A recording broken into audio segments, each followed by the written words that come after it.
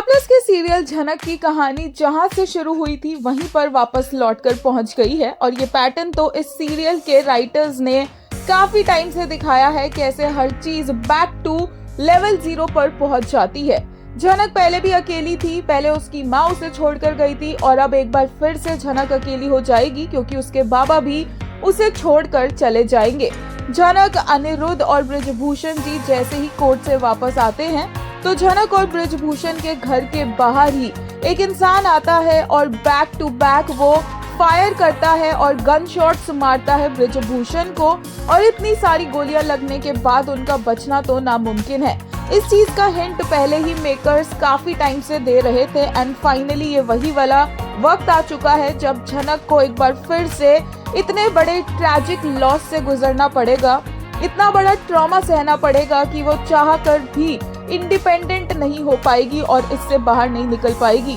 देखिए कैसे झनक अपने पापा के लिए रो रही है, वही पापा जो अभी कुछ ही महीनों पहले झनक को मिले होंगे इतने सालों के इंतजार के बाद, और अब फिर से झनक से उसके माँ बाप छिन चुके हैं और उसके सिर पर अब किसी का भी हाथ नहीं है और इस दुनिया में वो अकेली है। इसी के बाद अब आएगा आगे अनिरुद्ध, एक बार फिर से वही पहले की तरह कहानी होगी। पहले झनक की माँ मरी थी, तब अनिरुद्ध को